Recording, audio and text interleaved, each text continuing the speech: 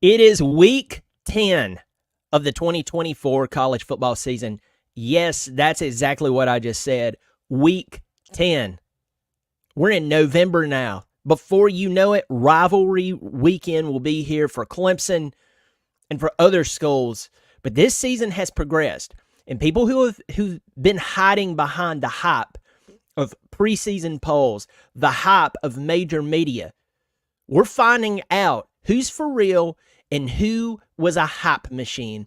And this week, we'll find out even more. I'll go over those games in just a moment. Hey, I'm Brian. Welcome to the channel. I'm glad you're here. Beautiful November weekend. Just throw this out there. Yesterday was my birthday. I turned 42. I had to think about that for a second. I turned 42 yesterday. And I will tell you, as a 42-year-old man realizing that I'm 21 for the second time, it was interesting. It hit me. It hit me. I was like, wow, 42, man. That's what? Oh, crap. Anyway, but I am very blessed. I'm very thankful for what I have. Have a wonderful family, and God's been good to me. So it's a wonderful weekend in November. So if you're new here, normally I don't ramble on about my personal life, but it's a little different. Also, I'll just go ahead and get straight to it. If you'll subscribe, that would be a great birthday gift to me. It's free. So if you like what I'm doing, I talk about Clemson, but I talk about other teams, and so hope you'll subscribe. Alex Porter in here says, happy late birthday. Thank you. I appreciate it. Tiger Paul Craven in here. I need to say this publicly. Tiger Paul Craven, I've been trying to get Tiger Paul Craven and Jordan Bowman from the Voice of College Football Clemson show. Try to get them on, and it is my fault that I have not lined up a schedule with them. So I want to get those two guys on. They're friends of mine. I think the world of them, so I want to just say that publicly. Tiger Paul Craven, I have been the one who's messed this up. So we'll try to get you guys on either sometime next week or the week after. But Tiger Paul Craven is a friend of the show. Jordan Bowman's a friend of the show, and those guys mean a lot to me. I know. Hey, I know I'm making some announcements here, and for someone who's new, it's like, dude, this guy just rambled. So y'all, just please hang on for a second. Yesterday, I had Mark Rogers from the Voice of College Football on the show. He wrote a new book called Undisputed Champions, National Champions. It's on Amazon. He goes into the national champions of just the 90s who shared a national championship. A great example would be Michigan and Nebraska sharing a national championship. Think about Georgia Tech and Colorado shared a national championship in the 90s. I want to say there's one more. He wrote a book about it, but he went into the fine details. We did a show yesterday for about an hour, and I'm going to chop up some of that show and put it out individually. He went into some things I had no clue about. I had absolutely no clue about. And folks, I'm going to tell you, it gives you a sobering look inside how certain teams ends up in the playoffs, how certain teams ends up in the big bowl games, how certain teams are left out, and why. And I am telling you, I tell you guys this all the time when I'm talking about Clemson. You have to be very careful to protect your brand. The old timers call it tradition. Now, I'm kind of in between there because I call it tradition and brand. Maybe that's my professional career coming out in me. But my point is, you have to protect your brand, because if you don't and you get TCU'd in a playoff game, you may do irreparable damage that will take a decade plus to fix. And a lot of us Clemson fans, a lot of us college football fans, we don't think about that. We just think about our team and we go with it. Check out this book. Go check out that episode. It's from yesterday. Mark, it was just great. Mark's a really, really good guy. Mark is a really good guy, and he's one of my favorites. So it was an honor to have him on. Tiger Paul Craven saying happy birthday. Thomas James saying happy birthday. Meredith Andrews, happy belated birthday. It's good to see you. Yes, TPC, it is a great book. Everybody should check it out. You can find it on Amazon. So let's dive into week 10. I'm working on my cup of coffee, so I try not to slurp, but every now and again I'll go back and listen. It's like, You can hear it. I was like, oh my God. I promise that I'd have got backhanded growing up had I slurped. That was a no-no. I can't take it. Huffer Billy Paul, happy birthday. And thanks for supporting the channel, my friend. Thank you, my buddy. It's good to hear from you. All right, let's dive into week 10. I've talked for 5 minutes and not about week 10. But if you watch my show all the time, you're used to this. To the newbies, please forgive me. Please forgive me. All right, so leading up to tonight, we've had a lot of games that's already been played. We had games played on Tuesday night, nothing really to go over. Wednesday night, Liberty lost their second game in a row. Remember, Liberty didn't lose a game all last year. And up until last week, Liberty was undefeated quietly. And then they lost to Kennesaw State. Jamie Chadwell, former Coastal Carolina coach, a coach with ties to the upstate with North Greenville. And they lost for a second week in a row. They lost to Rich Rodriguez, and Jacksonville State quarterback, I believe, is the transfer Tyler Huff out of Furman here in Greenville. I like to say Travelers Rest just to tick off everybody. Even though listen, I know the Furman address is Greenville, but I also live here and I drive around here, and it's so flipping close to Travelers Rest. I'm just gonna leave it there. I know what the address says. Anyway, Thursday night, Tulane hammered Charlotte. Last night, UConn beat Georgia State. That's a sleeper. USF and Florida Atlantic. Tom Herman, coaching down there, got hammered by USF. Folks, I just want to tell you right now, I'm shocked at what's going on with Tom Herman's career. Boise State, Ashton Jeanty, they beat San Diego State 56-24. Now, let's get into the big games. I'm going to go with the top 25 games of today. Huffer Billy Paul says, my old hometown is TR. I did not know that, Huffer Billy Paul. All I'm going to say is I drive up there a lot. And then when I'm going to Ashford or I'm going to the Smoky Mountains, I always run up 25. It's a beautiful drive. You know, it's really cool. So real estate has got really expensive in TR over the past 10 years. Used to, you could go up to TR and get away from everybody, buy 10 acres of land for just a little bit of money. And now you're getting half an acre for what you could get 10. So anyway. All right, top 25. Today, 12 o'clock. This is one of those games I have talked about. And this involves one of those teams I have talked about ad nauseum.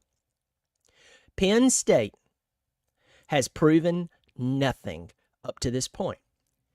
To me, this Penn State team and their trajectory, preseason hype, mid-season hype, you could pluck me out of 2024 and put me in almost any other year in the past 12 years-ish.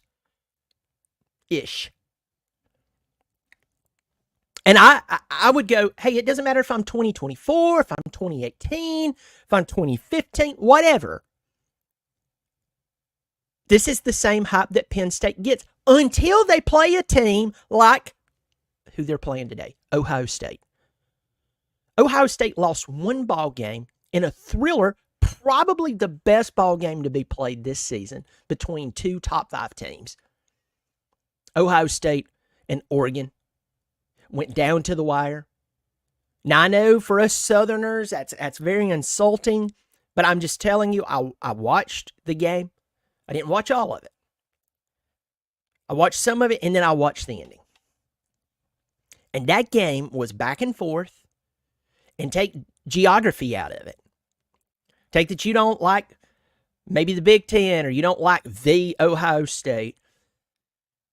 That was the best game of the season between two top-tier teams. Some would say Alabama and Georgia. I would say after we found out what happened with Alabama and Georgia, especially, not Georgia, Alabama really, you could kind of scratch that. You could also step back and say Oregon or Ohio State was never down 28-0. But Ohio State is playing Penn State today.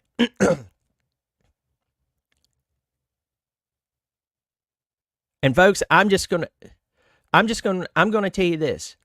Ohio State will be the test for Penn State whether Penn State is worthy of a number 3 position in the poll. And I'm going to be perfectly open to you.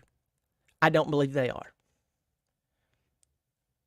And I'm about to sneeze and I'm going to mute myself. So give me 2 seconds.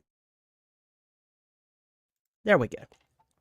Normally I'm a 2 to 3 sneezer. Let's see if that happens. Anyway, Penn State can't hide today.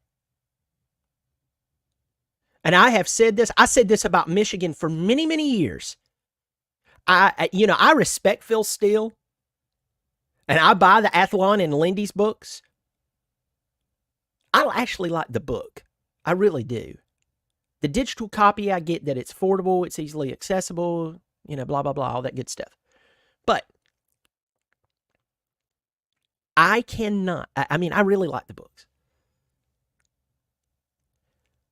But I don't know how many times Michigan was preseason top 10 and they were not. And I just finally got to the point, I'm like Missouri, the show me state. Show me. Show me. I'm tired of hearing about it. Just show me.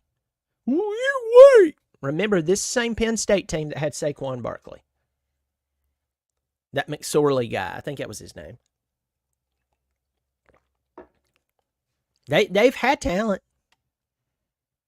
And Ohio State beats them. And I'm going to tell you what I think it is. I think it's coaching.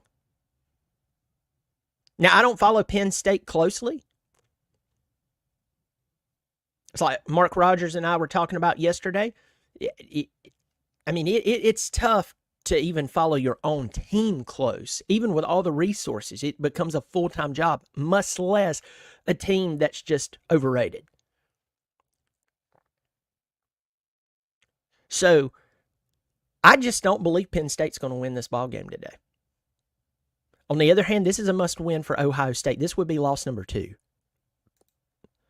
So for Ohio State, if the only time you can win is when you're playing Purdue or when you're playing Michigan State or Marshall, you know what that says about you? And if any Buckeye fans comes in here and they're like, hey, who's Clemson played? I agree with you. You didn't burn me there. You're right. It was Clemson play. And how did it turn out when Clemson played them? But that still doesn't change the fact of Ohio State today. I believe Ohio State gets it done in Happy Valley. That game kicks off at 12 o'clock. The reason I spent a little more time on that one, let me tell you why, is because it's a top 5 matchup. And it's going to clear some of the cobwebs out for college football. That's going to be on Fox. At 12 o'clock, you have Duke at Miami. Duke is 6-2, 2-2 in the ACC. You have Cam Ward, almost 3,000 yards passing, 24 touchdowns, 5 interceptions. Restrepo, I think one of the players that is overlooked not only on Miami's team, but I think in the country. And I'm going to tell you why. Because you have guys like the 17-year-old, unless he's had a birthday since then, Ryan Williams out of Alabama. You have Jeremiah Smith, the true freshman. It's tearing it up at Ohio State. You have guys like Travis Hunter, who's getting all the views in the world. You have Ashton Jeanty, the running back who has just been chewing up defenses out at Boise State. You even have our very own Cade Klubnik, who's getting a lot more attention than Xavier Restrepo. I say Xavier, but it's probably Xavier. Xavier Restrepo, 43 receptions, 710 yards, 6 touchdowns. The guy can play. The guy can play. They're playing at Miami. Miami's a 21-point favorite. Duke is not that good. But I will tell you this, if Duke keeps this game close, I don't know how anyone with a straight face can look and say Miami should be number 5. They should drop in the polls. And by the way, if my memory serves me correct, the playoff poll comes out tomorrow. Miami should win this ball game. Drop some likes for y'all, Brian. It's good to see you, my friend. FSU was robbed of a national championship. Looking sneaky good, Clemson. Congratulations from a Bama fan. Good to see you, my friend. Good to see you. Happy birthday to you. Thanks, Jeremiah Allen. I appreciate it.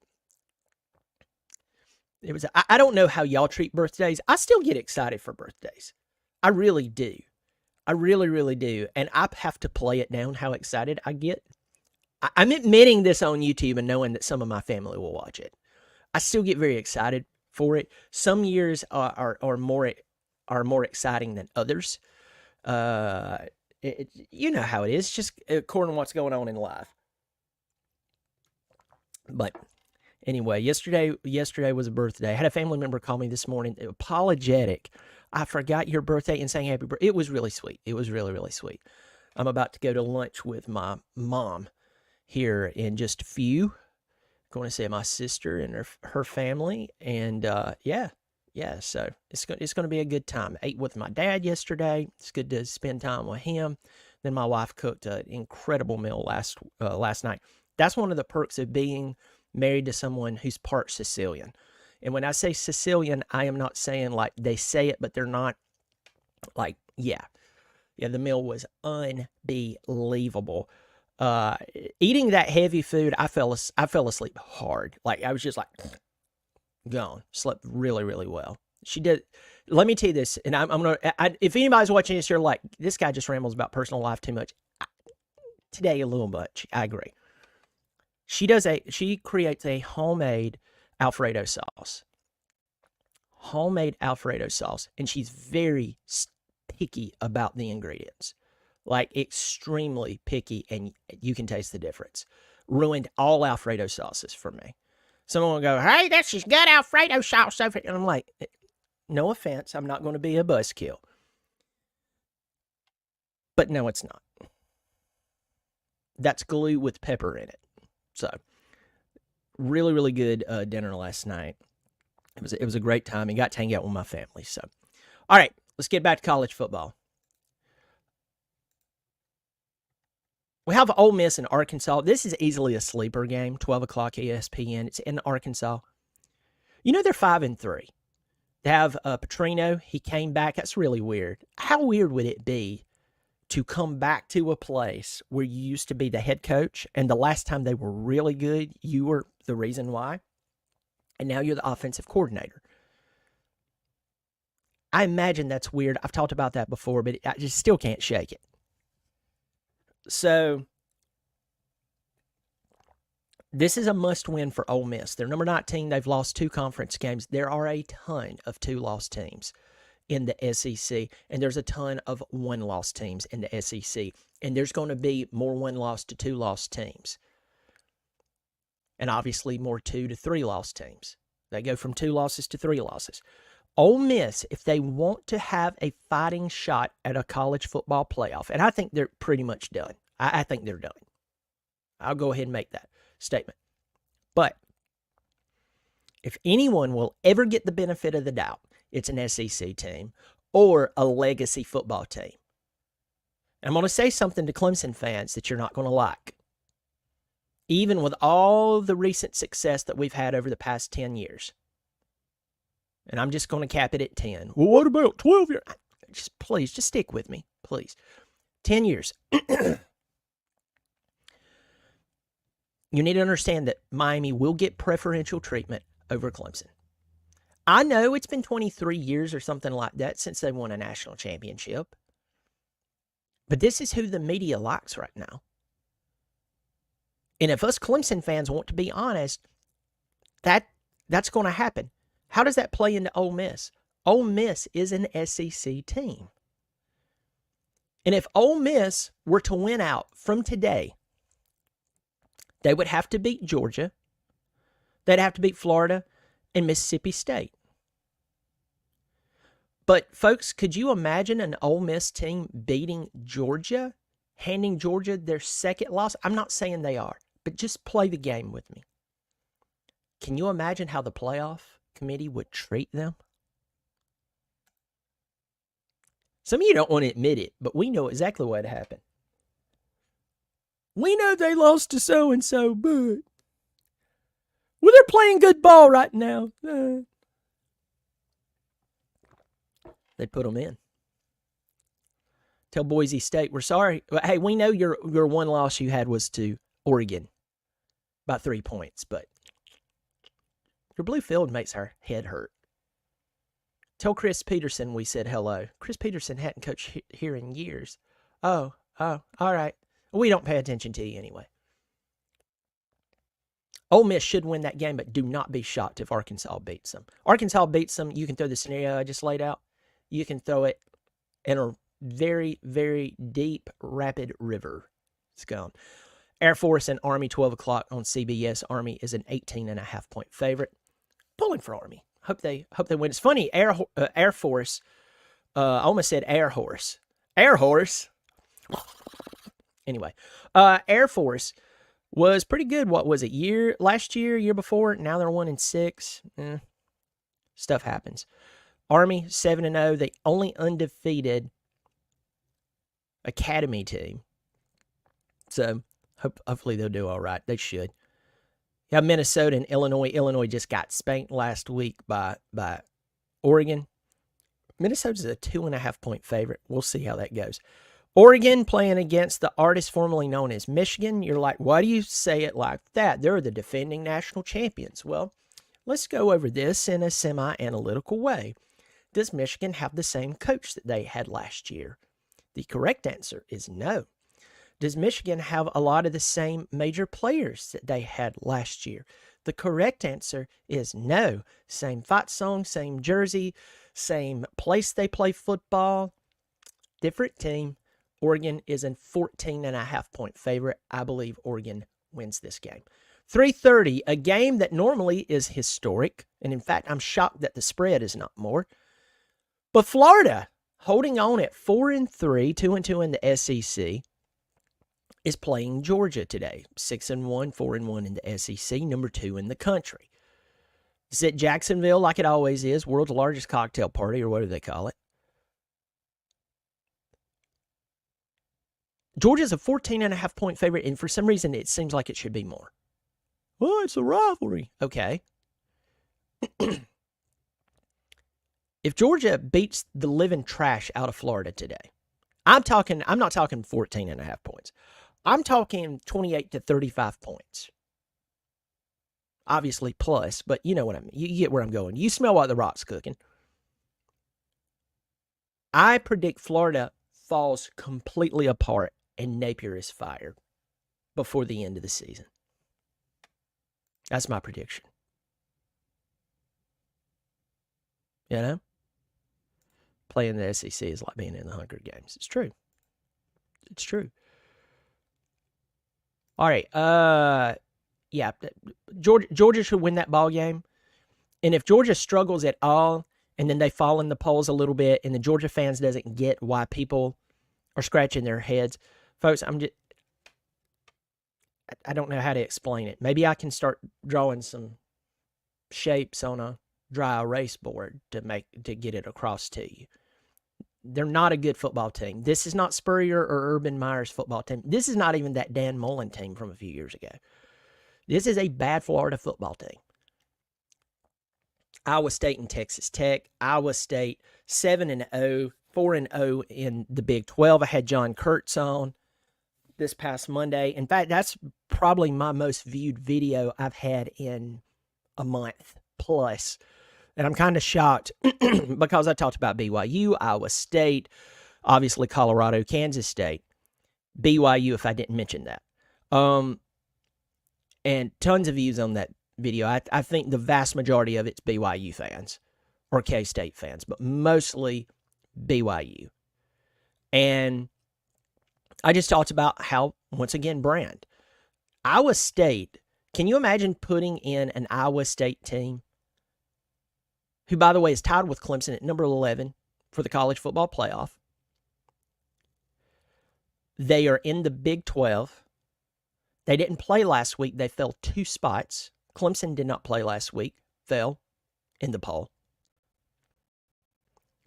And the perception is that Iowa State, though they're undefeated, they're barely a playoff team. So could you imagine a 1-loss SEC team or a 2-loss SEC team about to be left out in favor of an Iowa State team that's just a sleeper? If Texas Tech beats Iowa State, they will do college football and the committee a grand favor. That's 3:30 at 3:30 on ESPN. Dear Lord. ESPN. I just need to go ahead and shut down this. Oh my God. I just need to shut this down. Yes, I saw that one. I saw that one. Visiting Michigan, I think, today. All right, Indiana 8-0 playing at Michigan State. Indiana is an 8-point favorite. We will see how that goes. It's 3:30 on Peacock in East Lansing. Michigan State 4-4, 2-3 in the Big Ten. Indiana, I think, trying to go 9-0 for the first time in program history. That's crazy. I'm not commenting on that game other than I'll just believe it when I see it. 3:30 Kansas State and Houston. Kansas State's 12.5-point favorite. Avery Johnson, young quarterback, has done pretty well this season. 1,654 yards, 16 touchdowns, 5 interceptions. The game that we have two big games going on here in the state of South Carolina, and obviously Clemson and Louisville. I'll get to that in just a second. But Texas A&M and South Carolina playing tonight at 7:30. Clemson plays at 7:30 as well. A&M coming off that win against LSU. LSU was up by 10, and then they blew it. I had someone comment a couple of weeks ago about Brian Kelly. I made some comments about Brian Kelly. I said, hey, look, he's a good coach, but he's not going to win the big game. And LSU hiring him doesn't make sense. Of course, I had someone from LSU go and started giving me some stats about LSU and then says, you have been warned. Okay. And then they lost to A&M. I tried to warn you. I mean, it's funny. All you have to do is look at history, folks. All you have to do is look at history. I've listened to some people, some comments they've made about trading on the stock markets, and it's like, it's quite simple. It's us who makes it hard. You look at history, you look at recent history, and then you make your move. That's it. Well, the analytics told me the analytics lost you a lot of money because you went with analytics over your gut. So, anyway, Texas A&M beats them. They come into this game 7-1, 5-0. The only undefeated in conference play SEC team. Texas A&M's only a 3-point favorite going into Williams-Brice. The key to this game, LaNorris Sellers and that offensive line for South Carolina. That's it. And and if you're a South Carolina fan, you're like, well, he's hurt and Robbie Ashford's playing. I don't know that. I haven't kept up with who's playing quarterback this week. But LaNorris Sellers has to stop throwing the football high. And his offensive line has to give him a fighting chance. It reminds me a lot of Cade last year, where everybody's like down on Cade. And yeah, he did some things that you could squarely place on his shoulders. At the same time, when a guy snaps the ball and he has to take off running for his life, y'all, I mean, tell me you don't know football without telling me you don't know football. You can't do that. There's a reason that Texas A&M is only a 3-point favorite after that big win last week, after being 5-0 in the SEC. And South Carolina, let me tell you this, SEC Shorts, if you've ever watched SEC Shorts, it's hilarious. SEC Shorts did a great example of there being two Carolinas. And South Carolina fans, I know you're going to talk about Clemson. You're going to go, who have y'all played and everything. Just stop with the stupidity long enough to hear me. South Carolina, when they are good, they are really good. When y'all are bad, you're bad. Like, yeah, I mean, it's kind of like the parable Jesus gave. Be either hot or cold for me. And y'all are either hot or you are cold. And if South Carolina comes out and they're cold, A&M will beat them by 4 touchdowns. If South Carolina comes out and they're hot and they're not farting around, they give Sellers some time to throw the ball. They get Nick Harbor involved. Nick Harbor has been sitting on a shelf. How many times do you get a 6'5" Olympic speed 5-star athlete not just anywhere, but to South Carolina. Well, he only knows, like, he's learning how to play wide receiver. He only knows. A guy that big, teach him one route, maybe two. You get him the football. You saw what he did against Alabama. I rest my case. I'm right. You're wrong. South Carolina, if they do that, they could upset A&M. They could upset A&M. Once again, we make this thing too hard. 6'5", over 200-pound Olympic speed 5-star. You give him the football. I'm not going to be a hypocrite. I've felt the same way about Clemson with their big-time recruits. Drives me nuts.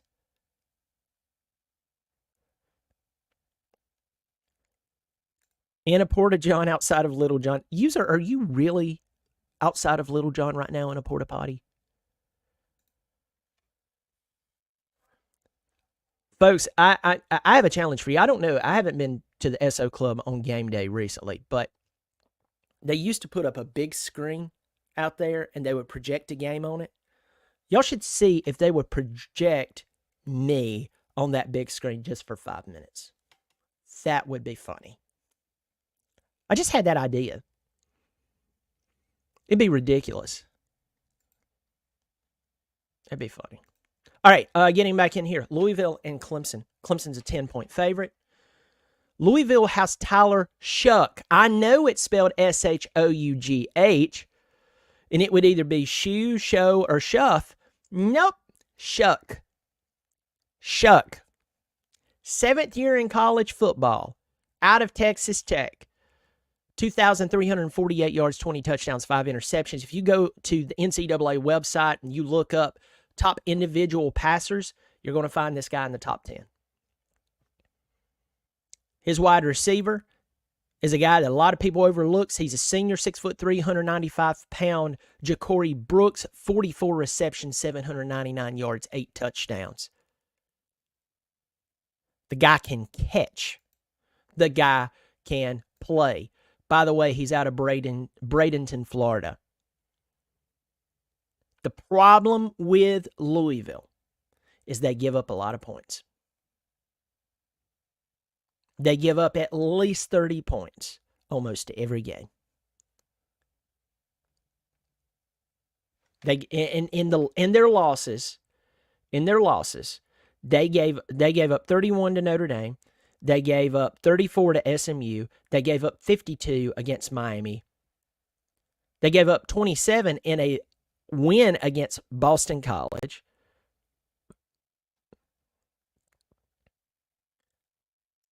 So if you play a team with a pulse, Louisville will give up at least 30 points almost every time. Plus, here's the key for Clemson. I did a preview this week. I don't know if my thumbnail was off or something, but barely anybody watched it. Maybe it was the time I posted it. I don't know. They have their own version. His name is Carolina Jackpot. I hope Carolina Jackpot sees it. I hope he sees it. I hope he sees it. Tristan. Anyway. Whew, getting back to it. Carolina Jackpot. He's going to love it when he sees that. He's going to be ticked. But, anyway. It's all good, clean fun. Love you, man. Louisville and Clemson. What's the key for the game?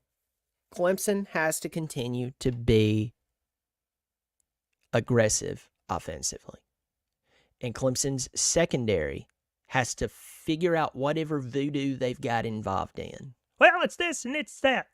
Yep. Great. Figure it out. Figure it out.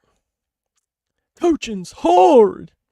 Then find another profession and give back all of that crazy money you make to coach.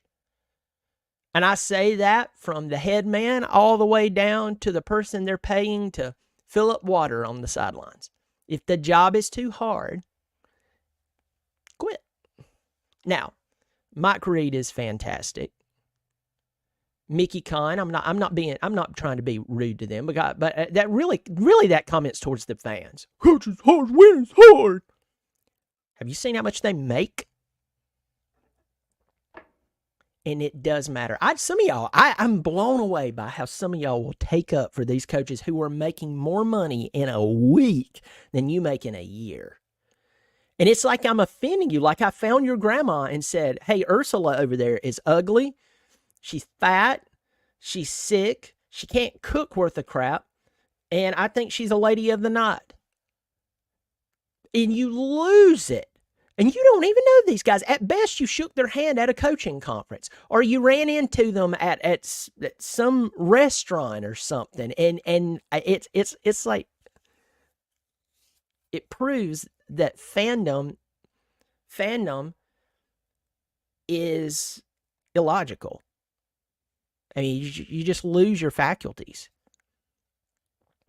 With that said, we do have the coaching staff to figure it out. The question is, some of the personnel. There's one particular player that I'm questioning whether they should be on the field right now.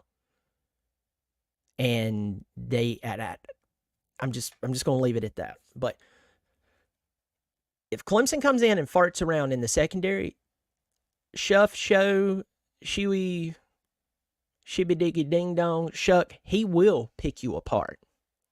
He will pick you apart. Clemson's offense needs to continue to be creative. They need to be explosive, and they need to pile up as many style points as they possibly can, because I am telling you folks, if the SEC has a bunch of 2-loss teams and you have a 1-loss Clemson, you don't want to listen to me, and I really don't care. History proves me right. Clemson, unless they win their conference, win their ACC championship, they will be left out. I don't care if they win the rest of the season. They will be left out, and you'll have a 2-loss SEC team, multiple 2-loss SEC teams sitting in there, and everybody will be dumbfounded that once again history was repeated.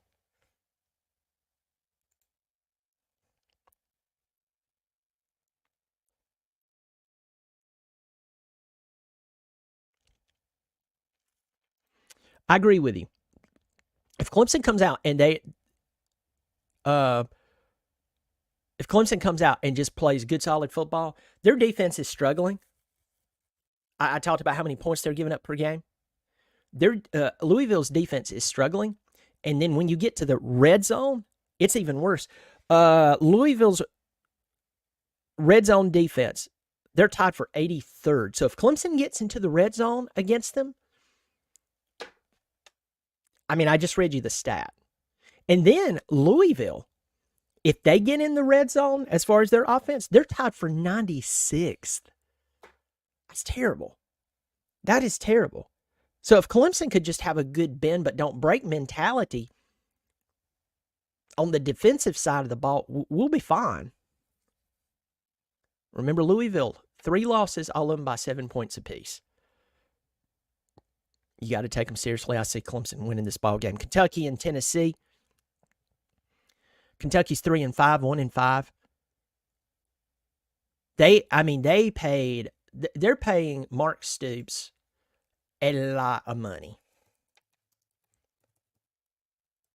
Mark Stoops' contract, I'm going to look this up. What is his salary? $9 million per year. $9 million per year for 3-5, 1-5 in the SEC.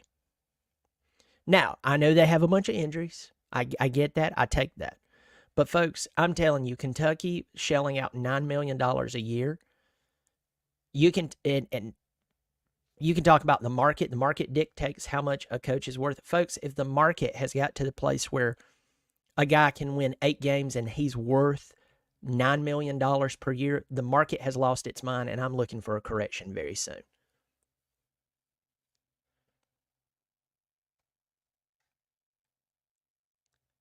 Tennessee, 17.5 point favorite. The game's in Knoxville, 7:45, on 7:45 on SEC Network, not in Knoxville. So Tennessee should win this game handily. If Tennessee drops this game, that's on you, man. I mean, this team has so many injuries. This Kentucky team has so many injuries. They're just not that good. I just read the stat, 3-5, 1-5 in the SEC. 8 o'clock tonight. This could be very big for the ACC. You have undefeated Pittsburgh, who I'm not sold on, and 7-1 SMU playing. And they're by the way, they're 4-0 in the ACC. The reason no one is going gaga over Pittsburgh is because Pittsburgh hasn't played anyone. And we go over this. I'm going to pause there and give a public service announcement. In fact, I have not done this in quite a while, or at least a few weeks. So today I am going to, airing of the grievances. With the airing of grievances. I got a lot of problems with you people. You know what? I don't care what year it is. I believe that people are selectively stupid. You're like selectively stupid. We select how stupid we want to be on a specific subject. You look at history, you hold up your middle finger at history, and then history looks at you and goes, the Dikembe Mutombo, rest in peace. Oh, no, you don't. And then history bites off your middle finger, spits it back at you, and go, grow a brain. Or at least grow some discipline. I heard it said the other day that the difference between a man and a boy is that a boy has to be disciplined while a man disciplines himself. Well, I'm challenging you to discipline yourself, get off the fandom juice, and be honest with yourself. If a team is undefeated, but they haven't played anyone, they will be looked down upon by everybody, including the college football playoff. And a team that's lost one, maybe two games, but maybe they were close to good teams and they've had some good wins, they're going to be favored over that team who's undefeated and they've played nobody. We've seen this time and time again. It's logical. Well, if a team goes undefeated, if I play Brevard College every week and I go undefeated versus an SEC team who played Georgia, Texas, Alabama, LSU, and I lose 2 ball games, but I win the rest, I think we know who we're putting in the playoff. I think we know if they played us, who's only beat Brevard College week in and week out, and now we're walking around like we're in the upper echelon of college football. I think we know if we went head-to-head, they're tested, we're not, and we're probably going to get beat by 5,000 points. And then everybody is going to selectively go, I didn't see this coming, after it has happened year after year after year after year after year. Just because a team goes undefeated, no, it does not mean that they need to be considered part of the upper echelon of college football. Time has proven this again and again. And then if you just break things down like I did just a second ago, it becomes quite obvious. All wins are not created equal. You need to think about that, or you can continue to be selectively stupid and have egg on your face year after year when you should just absolutely expect it. That's the end of the airing of the grievances. With the airing of grievances. I got a lot of problems with you people. All right. So Pittsburgh and SMU. SMU's a 7-point favorite. This game's going to be in Dallas, 8 o'clock, ACC Network. For ACCers, people who are, you're not like an SEC fan who you pull for everybody. But for ACCers, this game is important because if Pittsburgh loses, they're totally out of it. You don't have to hear about them anymore. And you're like, why? Well, Pittsburgh, they play Clemson in a couple of weeks. So, all right. But they don't play Miami. And so if SMU can beat this team, there's a great chance Clemson beats them too. I don't care if it is in Pittsburgh. Again, I'm not sold on them. SMU, on the other hand, if they lose this game, if SMU loses this game, they are totally done. They don't play Clemson. They don't play Miami. And guess what? That would do it. That would be like the end.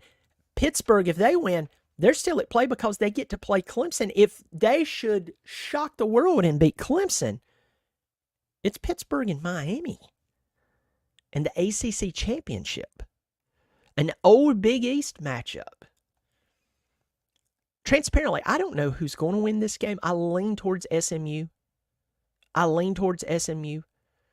And you need to think about their only loss was 18-15 against BYU. BYU's in the top 10. I don't buy BYU as a top 10 team. Do I think that they're a solid team? Sure. I'm not going to take that away from them. But I just don't see it panning out like, well, a lot of other people would pan it out. Going to get in here. See a few people. Tristan, I was hoping you would say that when I typed it. You're going to have to get some Gamecock stuff and do a Carolina show. That would be funny.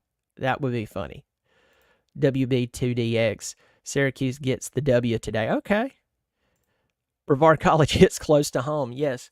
I was driving before Hurricane Helene hit here. It was about 6 weeks ago. My family and I went driving around. We live in the upstate of South Carolina. We went driving around. And we'll do this on Tuesday nights, especially. Not every Tuesday night, but there's something about Tuesday. There's a Mexican restaurant, pretty authentic Mexican restaurant near where I live, and the food's really affordable. So we'll all go get food there, and then we'll drive around. And you never know where I may end up. And we ended up in Brevard.